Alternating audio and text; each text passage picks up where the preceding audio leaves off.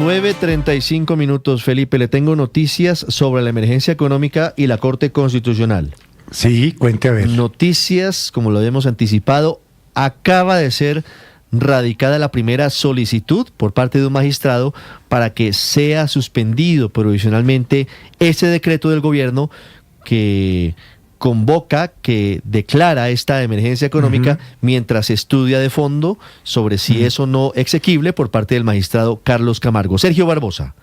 Sí, señor Ricardo, pues mucha atención porque altas fuentes al interior de la Corte Constitucional nos confirman que ya se radicó una solicitud que pide suspender provisionalmente el decreto con el que el gobierno del presidente Gustavo Petro declaró la emergencia económica tras el hundimiento de la reforma tributaria en el Congreso de la República. Ricardo, en la relatoría de la Corte, en uno de los puntos del expediente que está a cargo, recordemos, del magistrado Carlos Camargo, aparece una solicitud de uno de los magistrados que integran la sala plena que pide entonces la suspensión provisional de este decreto hasta tanto la Corte pues estudie de fondo la exequibilidad del mismo. Aquí hay que decir algo, y es que si bien en el orden del día, por lo menos de esta semana, no aparece la emergencia económica para que la sala plena de la Corte Constitucional la discuta, sí han llegado un número considerable de conceptos que pidió el magistrado Carlos Camargo, y en su mayoría todos piden precisamente la suspensión provisional, mientras que se estudia de fondo este polémico decreto que no ha sido visto con buenos ojos, y además pues piden también declararlo inexequible o tumbarlo con el argumento de que no sería constitucional porque los hechos alegados por el gobierno nacional para decretar esta emergencia económica,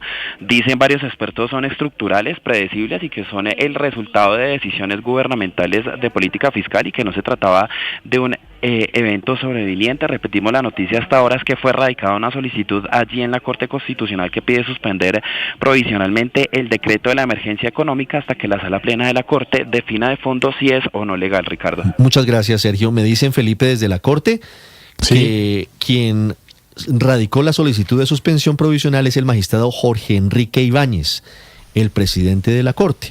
Veremos si alcanza a discutirse en la sala extraordinaria de este viernes o si queda para la próxima semana. En cualquier caso, ya está ahí radicada la solicitud de suspensión. Sería la primera vez de ser aprobada la ponencia presentada por el magistrado Ibáñez que la Corte suspende provisionalmente, ¿no? Así es. Esa sería la aplicación de una nueva figura que hasta donde yo sé, me puede corregir Héctor, no se ha aplicado nunca. No se ha estrenado esa figura, Héctor. No se ha estrenado. No, en realidad la Corte solo abrió esa posibilidad en el año 2023, en un auto que es el auto número 272 de ese año, pero en ese mismo expediente en el cual abrió la posibilidad y dijo, bueno, en algunos casos, cuando hay una violación manifiesta y un posible perjuicio, etcétera, puedo suspender. En ese mismo expediente se negó a suspender. Y después todas las solicitudes que se le han hecho para suspender una norma que esté bajo su revisión, la Corte, los magistrados sustanciadores los han rechazado. Entonces, en este caso, pues pareciera ser la primera vez, porque como en efecto, como usted lo está contando, Ricardo, y como Barbosa no lo contaba, en la radicación del proceso aparecen dos anotaciones, digámoslo, extrañas, que no ocurren normalmente. Una dice radicado proyecto. Radicado proyecto quiere decir que el magistrado sustanciador presenta un proyecto a la sala. Este no es el momento de radicar proyectos porque estamos en el trámite. El magistrado lo que tendría que haber solicitado es la fijación en lista o el concepto de la Procuraduría, que es lo que corresponde en esta etapa procesal. Pero sin embargo dice radicado proyecto. Y está el otro que es radicada solicitud de magistrado, que es en la que usted está registrando, Ricardo, que bueno, usted dice que tal vez es el magistrado Jorge Enrique Ibáñez, que le pide a sus colegas que en la sala plena decreten la suspensión provisional. Es una noticia muy grande y seguramente generará un debate enorme al interior de la Corte. Héctor, no sé si esa radicación de ponencia, de proyecto por parte del magistrado sustanciador, es el nombre técnico, que es el doctor Carlos Camargo, se pudiera hacer, y le pregunto a usted porque en esta etapa procesal es cierto, faltan muchos elementos, falta el concepto del procurador, falta que lleguen los escritos de los exministros de Hacienda, han llegado varios, pero faltan todavía. Pero por un vicio de forma claro, podría, sin necesidad de estudiar todo esto, el magistrado ponente en este caso solicitar el hundimiento del decreto? Se lo pregunto porque ahí está la bolita en torno al nombre de Irene Vélez. En eso consiste la intervención anticipada, como la llaman algunos, o la medida cautelar, porque es justamente dada que hay una circunstancia de una manifiesta violación de la Constitución que puede causar perjuicios irremediables, pues que el juez pueda tomar una decisión rápido antes de que se den todos esos trámites que usted está señalando, porque pues si toca esperar todos los trámites, por ejemplo, en este caso, pues pasan 2, 3 meses, se recaudan unos impuestos, después no se sabe si se pueden devolver, no se pueden devolver. Entonces, pues bueno, por eso la Corte ha abierto la posibilidad que en casos muy excepcionales pueda tomar esta decisión. 9:41, Luis Ernesto. El trasfondo es la irreversibilidad de la medida, es decir, por ejemplo, usted va y se compra una botella de aguardiente Néctar ahorita en la tienda con el impuesto. ¿Cómo hace el Estado, digamos que la Corte declare que es inconstitucional, es decir, que ese sobrecosto que usted pagó por la botella de aguardiente nunca lo debe haber pagado? ¿Cómo hace el Estado para encontrarlo a usted, devolverle la plata? Entonces, en la medida en que la medida, valga la redundancia, tenga efecto durante meses, pues se agravan y se profundizan algunas de las medidas que no podrían ser reversibles. Entonces, pues muy probablemente veremos que a finales de febrero la sala plena de la Corte estudie una propuesta por parte del magistrado Camargo en ese sentido, en suspender los efectos de la medida mientras estudia. Sí.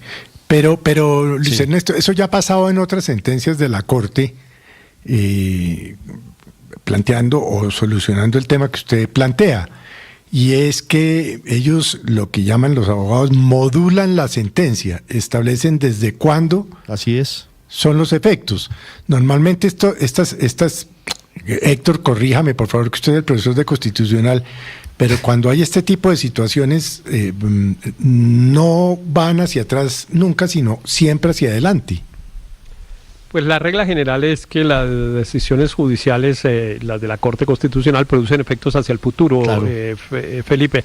Pero la Corte Constitucional también desde el año 93 tal vez decidió que ella misma, la propia Corte, en cada caso podía modificar esa regla y establecer una regla anterior.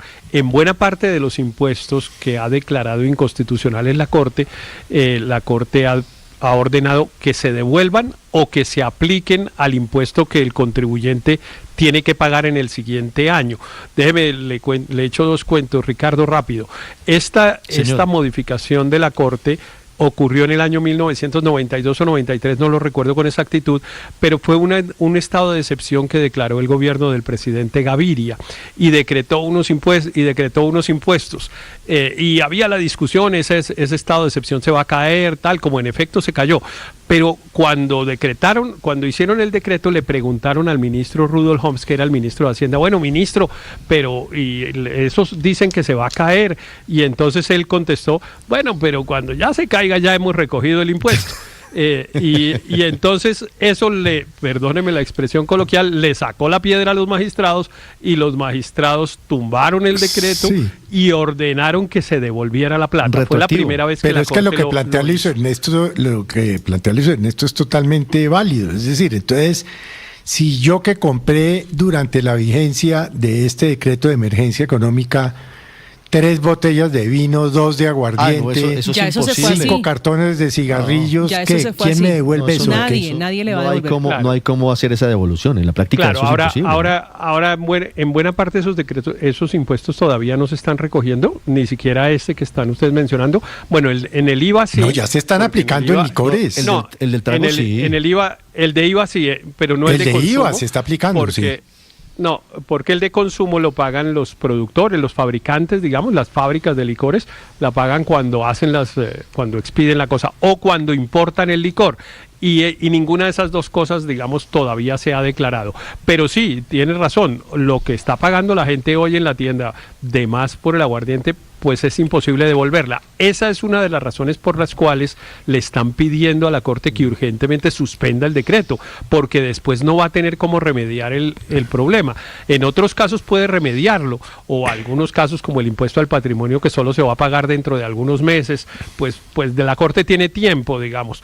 pero en el tema de los impuestos a las ventas y al consumo, ahí no hay problema. nada que hacer. Son Esa inmediatos. plática y se perdió. No hay cómo devolver los 9:45 minutos. Repetimos la noticia.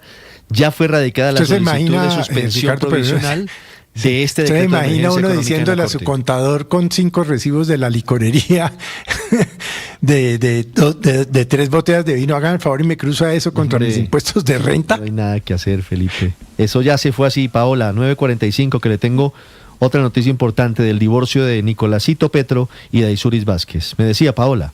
Ay, caramba. No, decir de todas maneras, Ricardo, que lo que yo presiento, por decirlo así, es que puede que se caiga el decreto madre después en la Corte, pero van a dejar algunos vivos, como ya pasó y ya lo vimos con el decreto de emergencia económica para La Guajira, en donde la mamá de esos subsiguientes decretos se cae, sin embargo quedan vivas algunas cosas, y en ese caso puntual fueron temas de agua. Aquí, pues ya por derecha se está recogiendo efectivamente lo que tienen que recoger de juegos, sí, también de impuestos al licor, de impuestos a los cigarrillos, y me late que alguna cosa, no solamente después que no les toque devolver, sino que me late que alguna cosa pueden llegar a dejar viva. Escuchando al ministro de Hacienda en la noche del Consejo de Ministros, me queda en duda de si puede llegar a haber hechos sobrevinientes. Hablaba, por ejemplo, el ministro efectivamente de los ataques del ELN. Eso no es sobreviniente, Paola, pero ¿cómo así? ¿Llevamos cuántos años en eso? De alguna manera, eso está entre las 6 justificaciones que daba entre las cosas que estarían en riesgo, y me quedo pensando, bueno, yo no sé si eso se puede anticipar, porque hay ciertas cosas que usted sí puede anticipar, y un descalabro, no sé, el descalabro fiscal se veía venir, por decirlo así. Yo no veo, Paola, ambiente para que la Corte mantengan viva la emergencia económica. No veo ninguna posibilidad. Hay ciertos argumentos sobre los cuales ya tengo usted le cree al gobierno, 9:47, está en su derecho. En Barranquilla, Felipe, la noticia del corazón del día. Un juzgado autorizó el divorcio de Nicolásito Petro y Daisuris Vázquez. Lo que pasa es que a Daisuris no le dijeron nada y está molesta. ¿Pero autorizó o decretó el divorcio? No, decretó el divorcio. Decretó el divorcio. Aquí está la noticia, porque Daisuris Vázquez dice que a ella en ningún momento la llamaron del juzgado. Vanessa, ¿cómo es la historia? Pues le cuento, Ricardo, que luego de 3 años de separación de cuerpo, ya está lista la separación legal entre Daisuris Vázquez y Nicolás Petro, quienes han sido protagonistas en los últimos años. Ya usted sabe, toda una novela que involucra un escándalo por presunto enriquecimiento ilícito y lavado de activos. La historia es la siguiente: se trata de la decisión proferida por el juzgado octavo de oralidad de Barranquilla, el cual decretó el pasado 18 de diciembre este divorcio del matrimonio civil que se celebró en abril de 2019. Sin embargo, la decisión no habría sido bien recibida ni por Daisuris ni su equipo jurídico, el cual le confirmó a Blue Radio que presentarán una solicitud de nulidad a esta decisión debido a que no habrían sido notificados del proceso, lo que no les habría permitido participar del mismo. Pero vale la pena mencionar que en este fallo se cita como un problema jurídico el hecho de que la demandada, Daisuris, nunca hubiese contestado la demanda. No obstante, al respecto, el juez plantea que ella fue notificada en debida forma. Dice este documento, abro comillas, la demandada se notificó y no contestó la demanda, lo que hace entender que está de acuerdo con el divorcio y la propuesta, cierro comillas. ¿Cuál era la propuesta de Petro Burgos? Pues que simplemente realizaban la liquidación de la sociedad conyugal, incluyendo una repartición equitativa de los bienes que tenían. Recordemos que Petro y Vázquez están separados desde finales del 2022, Ricardo.